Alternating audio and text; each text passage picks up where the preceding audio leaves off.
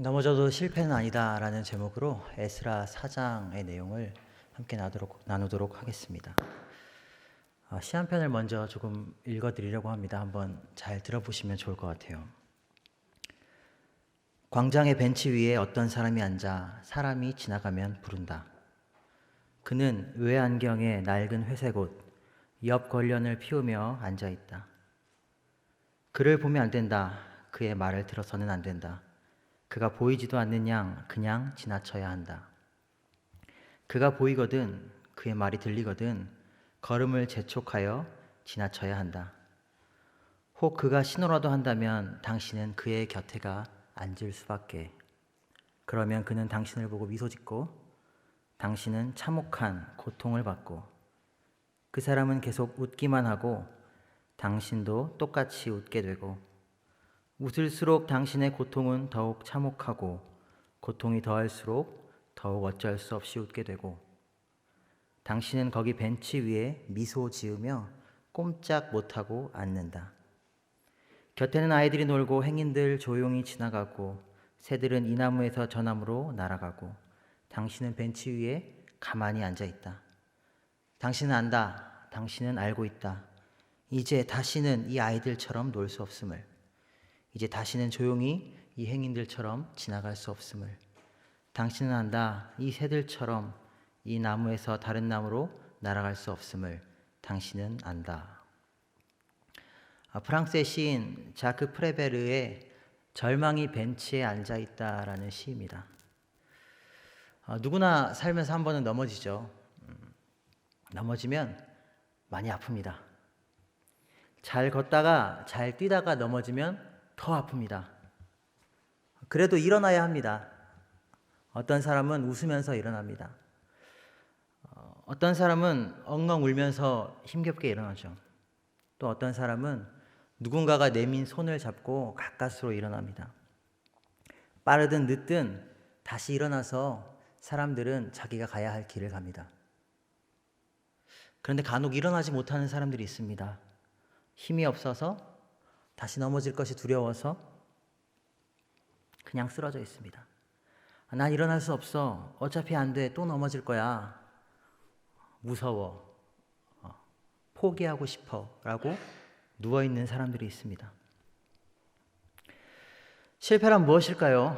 실패는 이제 더 이상 일어날 수 없다고 믿는 것입니다. 실패는 그냥 쓰러져 있는 것입니다. 우리는 살면서 사실 끊임없이 넘어집니다. 학업에서 넘어지고, 사업에서 넘어지고, 결혼 생활에서 넘어지고, 연애에서 넘어지고, 건강의 문제에서 넘어지고, 재정의 문제에서 넘어지고, 자녀 문제에서 넘어집니다. 넘어지지 않으면 좋겠지만 우리는 사람이니까요. 넘어질 수밖에 없고 넘어질 수 있습니다. 문제는 넘어지는 것 자체가 아니라 그 다음에 일어날 수 있느냐인 것이죠. 그냥 누워있어 라는 실패로의 유혹이 끊임없이 우리에게 속삭입니다. 우리는 어떻게 하면 넘어지지 않고 끝까지 우리의 삶을 완주할 수 있을까요? 우리는 어떻게 하면 넘어진다 할지라도 다시 우리의 믿음의 길을 일어나 달려갈 수 있을까요? 오늘 말씀을 통해서 우리가 우리를 일으켜 세우시는 하나님의 음성을 듣고 다시 우리의 믿음의 길을 씩씩하게 걸어나갈 수 있기를 소망합니다.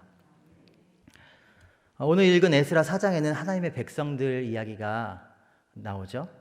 이 사람들이 넘어집니다. 하나님의 백성들이 하나님의 일을 하는데 넘어집니다. 대적들의 방해로 성전 재건 공사가 중단되어 버립니다. 놀랍죠? 하나님의 일을 하는데. 더 놀라운 것은요, 이 백성들이 아주 잘하고 있었어요. 잠시 1장에서 3장 내용을 기억해 볼까요? 백성들이 어떤 백성들인가요? 고레스 왕의 포고령이 선포됐을 때 이들은 이스라엘 자손들은 70년이 차면 돌아오리라 라는 하나님의 약속의 말씀을 기억하고 페르시아 땅을 떠나서 이스라엘로 돌아온 사람입니다. 풍요롭고 모든 것이 갖춰졌고 익숙한 그 땅을 떠나서 폐허밖에 남지 않은 약속의 땅으로 돌아온 사람들입니다. 하나님의 성전을 재건하고 하나님을 예배하기 위해, 하나님의 백성으로서의 정체성을 확인하기 위해서 이 사람들은 기꺼이 대가를 지불했습니다. 용기 있는 믿음의 행동이었죠. 그리고 정성을 다해서 성전 공사에 필요한 물품과 절차들을 준비하고 성전 기초를 놓았습니다. 행복했죠. 미래에 대한 기대와 소망이 가슴의 깊은 곳에서 북받쳐 올랐습니다. 주는 지극히 선하심으로 그의 인자하심이 이스라엘에게 영원하시도다 찬양했습니다. 이 사람들의 환희에 찬 함성 소리와 눈물 섞인 울음소리가 너무 커서 예루살렘 밖까지 울려 퍼졌습니다. 원래 계획대로라면 이제 일이 일사천리로 진행돼야 되거든요. 성전도 재건되고 성곽도 재건하고 하나님의 법도 다시 가르치고 하나님의 말씀도 회복하고 다윗 왕과 솔로몬 왕 때 누렸던 그런 경제적 부와 힘과 영화를 회복해야 되거든요. 하나님을 찬양해야 되거든요. 하나님의 일이잖아요. 그런데 예기치 못하게 대적들이 나타나서 이스라엘 자손들의 발목을 잡고 이스라엘 자손들이 넘어집니다. 대적들의 방해와 위협과 협잡의 결과 이스라엘 자손의 성전 재건 의지는 사그라들고 이스라엘 자손을 지지해줬던 페르시아 왕실은 말을 바꿔서 성전 공사를 중단시켜버립니다. 우리가 믿음의 길을 걸어가면서 우리의 삶의 길을 걸어가면서 넘어지지 않으려면 혹 넘어져도 다시 일어나려면 반드시 기억해야 할 것이 하나 있습니다. 말씀 1절 말씀 사로잡혔던 자들의 자손이 이스라엘의 하나님 여호와의 성전을 건축한다 함을 유다와 베냐민의 대적이 듣고, 그것은 하나님의 백성을 대적하는 자들, 하나님의 일을 대적하는 자들이 여전히 존재한다는 사실입니다. 성경은 처음부터 끝까지 하나님의 백성의 형통만을 결코 이야기하지 않습니다. 성경은 오히려 하나님의 백성들을 공격하고 박해하는 자들이 우리가 이 세상에 살아가는 동안 계속 있을 것이라고 경고합니다. 고난을 각오하고 싸움을 준비하라 라고 권면합니다. 베드로전서 5장 8절로 9절 말씀입니다. 근신하라 깨어라 너희 대적 마귀가 우는 사자같이 두루다니며 삼킬 차를 찾나니 너희는 믿음을 굳건하게 하여 그를 대적하라. 이는 세상에 있는 너희 형제들도 동일한 고난을 당하는 줄 알미라. 우리가 이 사실을 기억하지 못하면요, 예기치 못한 어려움이 올 때 쉽게 넘어질 수 있습니다. 그리고 넘어져서도 회복하는 데 굉장히 오래 걸리게 되죠. 오늘 본문을 보면 이스라엘 백성들이 자신들을 넘어뜨리려는 이 대적들의 수작질에 자신들을 넘어뜨리려는 이 악한 자들의 개교에 처음에는 굉장히 효과적으로 대응하는 것을 볼 수 있습니다. 1절로 3절 말씀입니다. 사로잡혔던 자들의 자손이 이스라엘의 하나님 여호와의 성전을 건축한 다음을 유다와 베냐민의 대적이 듣고 스룹바벨과 족장들에게 나와 이르되 우리도 너희와 함께 건축하게 하라. 우리도 너희 같이 너희 하나님을 찾노라. 아수르 왕 에스아라돈이 우리를 이리로 오게 한 날부터 우리가 하나님께 제사를 드리노라 하니 스룹바벨과 예수아와 기타 이스라엘 족장들이 이르되 우리 하나님의 성전을 건축하는데 너희는 우리와 상관이 없느니라. 바사왕 고레스가 우리에게 명령하신 대로 우리가 이스라엘의 하나님 여호와를 위하여 홀로 건축하리라 하였더니, 이스라엘 백성이 보여준 바른 대응 첫 번째는요, 깨어 근신하여 분별하였다는 것입니다. 이들은 정신을 잘 차리고 있었어요. 그래서 대적의 속임수에 걸려들지 않았습니다. 어떤 사람들은 이 본문을 보면서 이렇게 이해하긴 해요. 이렇게 이해하기도 합니다. 이스라엘 백성들이 아직도 정신을 못 차렸나 봐. 아직도 선민의식에 찌들어 있어가지고 아이고 다른 사람들이 같이 하나님의 성전 건축한다고 하면 같이 감화시켜서 같이 하나님의 공동체를 세우면 얼마나 좋은 일이겠어? 그런데 이 사람들이 교만해서 그 사람들을 쫓아내서 결국 그 사람들의 방해로 성전 재건이 지연된 거야. 이렇게 본문을 이해하시는 분들이 있습니다. 절대 아닙니다, 여러분. 그렇지 않습니다. 성경이 유다와 베냐민의 대적이라고 표현한 이유가 있습니다. 이 사람들은 어떤 사람들일까요? 열왕기하 17장 함께 보도록 하겠습니다. 호세아 제9년에 아수르 왕이 사마리아를 점령하고 이스라엘 사람을 사로잡아 아수르로 끌어다가 고산 강가에 있는 할라와 하볼과 메대 사람의 여러 고을에 두었더라. 북이스라엘이 멸망했어요 지금. 근데 그 다음에 아수르 왕이 바벨론과 17장 24절입니다. 바벨론과 구다와 아와와 하맛과 스발와임에서 사람을 옮겨다가 이스라엘 자손을 대신하여 사마리아 여러 성읍에 두매 그들이 사마리아를 차지하고 여러 성읍에 거주하니라. 이어서 29절도 읽겠습니다. 그러나 각 민족이 각기 자기의 신상들을 만들어 사마리아 사람이 지은 여러 산당들에 두되 각 민족이 자기들이 거주한 성읍에서 그렇게 하여. 이어서 읽습니다. 그들이 또 여호와를 경외하여 자기 중에서 사람을 산당의 제사장으로 택하여 그 산당들에서 자기를 위하여 제사 드리게 하니라. 이와 같이 그들이 여호와도 경외하고 또한 어디로부터 옮겨왔든지 그 민족의 풍속대로 자기의 신들도 섬겼더라.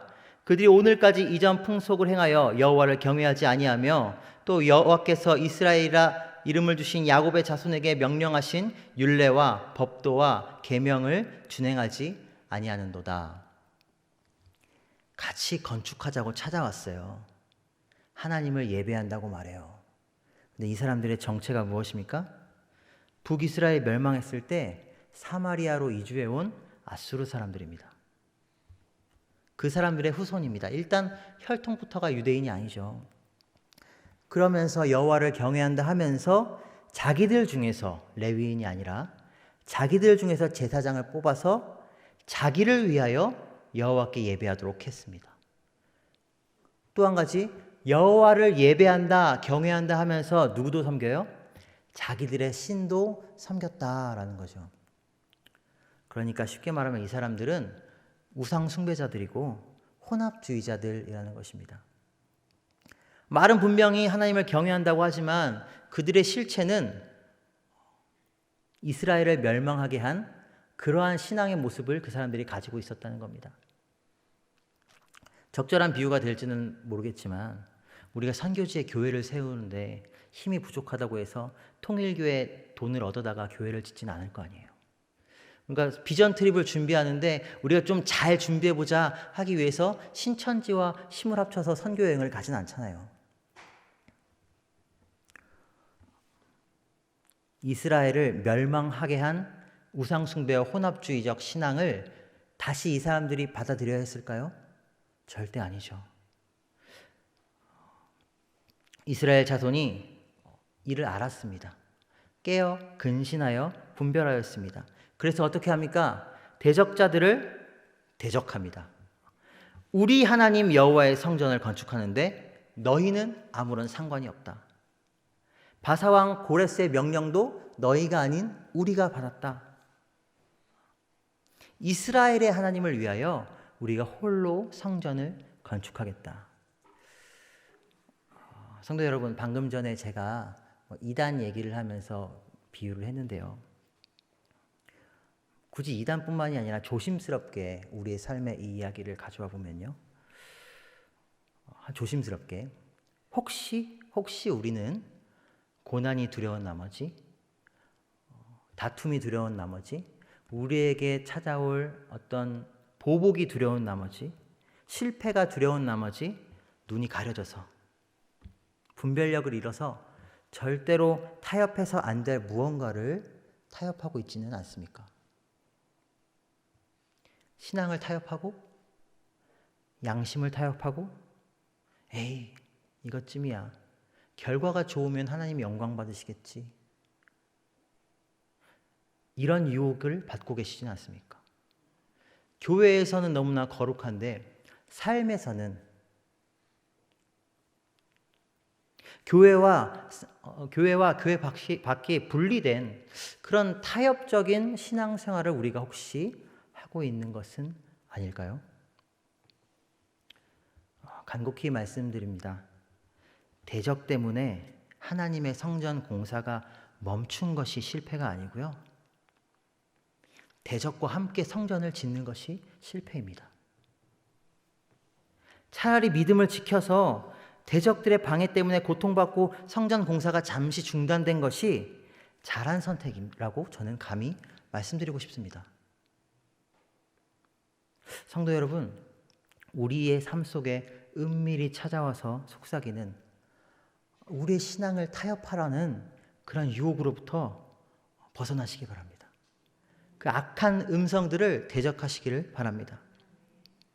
이렇게 이스라엘 자손이 처음에는 자신들을 넘어뜨리는 악한 계교를 잘 막아냈는데요. 아쉽게도 뒤로 갈수록 그들의 악한 수작질에 넘어지고 말아요. 4절 이후부터 그 장면들이 등장하는데, 이 대적자들이 그러면 이제 무슨 일을 합니까? 한번 거절당한 대적자들이 4절로 6절, 이로부터 그 땅 백성이 유다 백성의 손을 약하게 하여 그 건축을 방해하되 바사왕 고레스의 시대부터 바사왕 다리오가 즉위할 때까지 관리들에게 뇌물을 주어 그 계획을 막았으며, 또 아하수에로가 즉위할 때에 그들이 글을 올려 유다와 예루살렘 주민을 고발하니라. 이에 예루살렘에서 하나님의 성전 공사가 바사왕 다리오 제2년까지 중단되니라. 먼저 유다 백성들의 손을 이 대적들이 약하게 했다라고 합니다.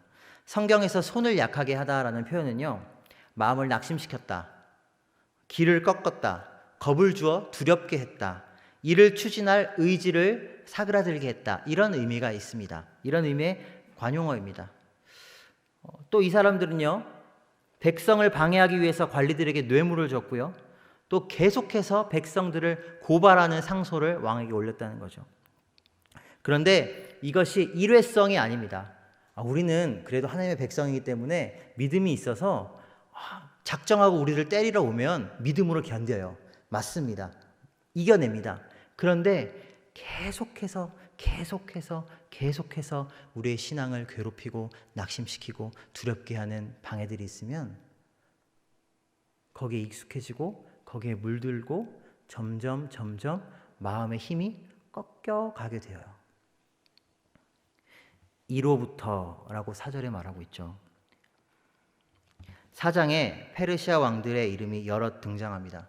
고레스 왕, 다리오 왕, 아하수에로 왕, 아닥사스다 왕. 성경을 조금 관심 있게 읽으시면 이 부분이 잘 이해가 안 되실 때도 있는데요. 다음 화면 보여주세요. 네. 왜냐하면 이게 뭐지? 라고 하실 수 있는 게, 아하수에로 왕과 아닥사스다 왕은 다리오 왕 이후의 왕이거든요. 그런데 갑자기 다리오 왕 2년까지 공사가 중지됐다고 했는데 아하수에로 왕 이야기가 나오고 아닥사스다 왕 이야기가 나오고, 아닥사스다 왕이 공사를, 이 건축을, 이 일을 중지시켰다, 이런 얘기가 23절에 나오니까 헷갈릴 수가 있어요. 성경이 무엇을 말하고 싶은 걸까요? 성전 재건은 16년간 중지되었습니다.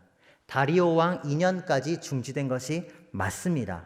그런데 그 이후에도 지금 에스라서가 쓰이고 있는 그 시점까지도, 아하수에로 왕을 지나 아닥사스다 왕의 시대까지도 어떻게 해요? 악한 대적들이 계속해서 이스라엘 자손을 참수하고 방해하고 위협하고 있다라는 것을 말해주는 것입니다. 23절에 나온 아닥사스다 왕에 의한 공사 중단은 성전에 대한 것이 아니라 성벽 재건에 대한 것과 관련된 것이고요. 그러니까 수십 년간 이렇게 계속해서 위협을 받고 방해를 받으면 이스라엘 자손이 넘어질만 하죠. 지칠만 합니다. 그런데 제가 이스라엘 자손이 넘어졌다라고 말한 거는요, 성전 공사가 중단된 것 자체를 말씀드리는 게 아니에요. 학개 1장 2절 말씀인데요. 만군의 여호와가 이같이 말하여 이르노라. 이 백성이 말하기를 여호와의 전을 건축할 시기가 이르지 아니하였다 하는지라. 무슨 말이죠? 16년의 세월이 흐르는 동안 이스라엘 백성의 마음에서 하나님을 향한 열망이, 비전이, 성전 회복의 꿈이 희미해졌다는 거예요. 그냥 성전 공사가 중지된 그 상태, 성전 기초만 놓여있는 그 상태에 익숙해졌다라는 겁니다. 이것을 가리켜 저는 넘어졌다라고 말하는 거예요.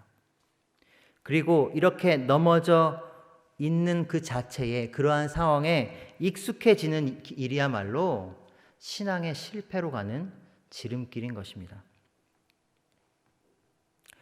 성도 여러분, 오늘 본문에 나타난 약한 대적들의 엄청난 노력을 한번 보십시오. 또 잠시 눈을 돌려서 우리 사회에 만연한 엄청난 악을 보시기 바랍니다. 우리가 하나님의 백성답게 살지 못하도록 끊임없이 우리를 유혹하고 위협하고 참소하는 저 세상을 보십시오. 지금도 그들은 우리를 넘어뜨리기 위해 노력하고 있다는 겁니다. 혹시 우리는 어느샌가 이러한 공격들에 익숙해져서 우리의 영혼이 둔감해져서 우리를 향한 하나님의 비전을 잊어버린 것은 아닙니까? 하나님을 처음 만났을 때 그 뜨거운 가슴과 헌신을 이만하면 됐지. 뭐 여기서 어떻게 더 열심히 해. 세상 사는 게 원래 그런 거지. 그냥 잠깐 쉬는 거야. 그 자리에 그냥 누워 계시지는 않습니까? 더 이상 예배에 감동도 없고 감격도 없고 눈물도 없고 회개도 없고 헌신도 없는 그냥 예전의 추억을 곱씹으면서 이제 일어날 힘이 없어. 그냥 쓰러져 계시지는 않습니까?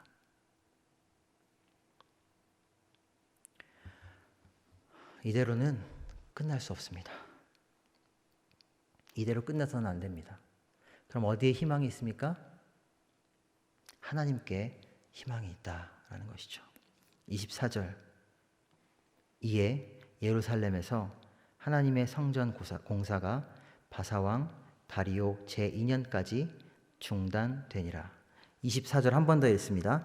이에 예루살렘에서 하나님의 성전 공사가 바사왕 다리오 제2년까지 중단되니라. 성전 재건이요, 하나님의 일이요, 이스라엘 자손의 꿈이요 중단돼 버렸습니다. 영원히요? 아니요.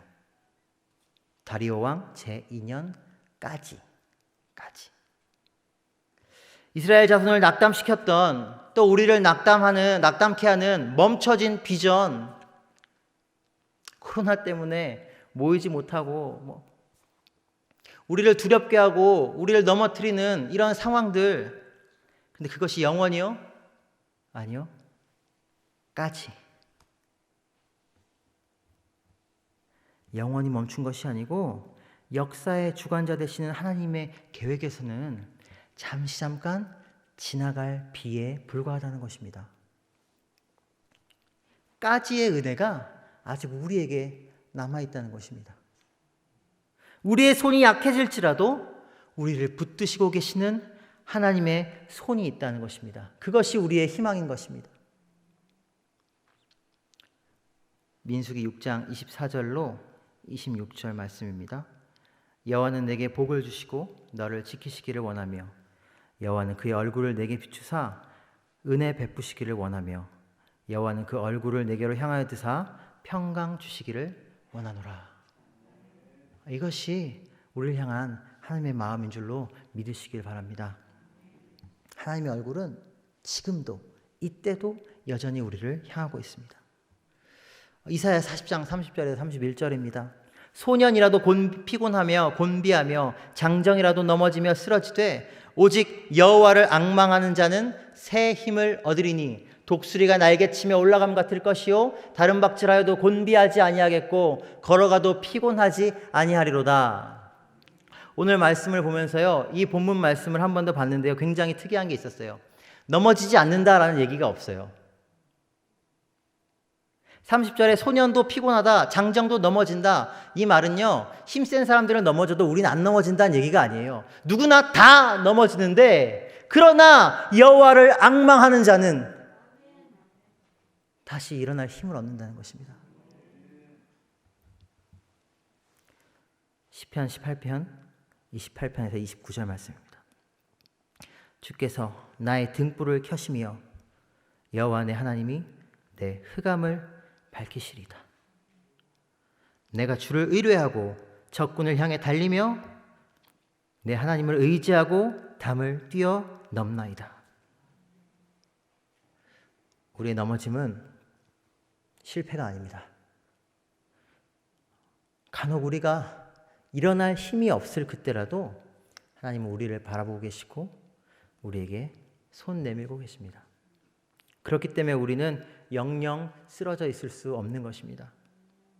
일어날 힘조차 없을 때 낙심하고 절망하고 점점점 실패의 늪으로 빠져가는 것 같은 우리 자신을 발견할 때 여러분, 그때 고개를 들어서 우리를 바라보고 계신 하나님, 우리에게 손 내미시는 그 하나님을 발견하시기 바랍니다. 그 주님을 의지하여 다시 일어나 믿음의 길을 끝까지 달려가 다른 북절하는 우리 모두가 되기를 소망합니다. 기도하겠습니다. 하나님, 힘이 없습니다. 일어날 힘이 없습니다. 이대로 끝인 것 같습니다. 그러나 하나님이 힘 주시면, 하나님 힘 주신다고 약속하셨으니 우리에게 믿음의 눈을 열어 우리를 바라보시고 손 내미시는 주님을 보게 하여 주시옵소서. 주께서 다시 이루실 때까지 낙심치 않고 견뎌내는 믿음 허락하여 주시옵소서. 다시 일어나서 믿음의 길을, 비전의 길을, 소망의 길을 달려가게 하여 주시옵소서. 감사드리며 우리 주 예수 그리스도 이름으로 기도드렸습니다. 아멘.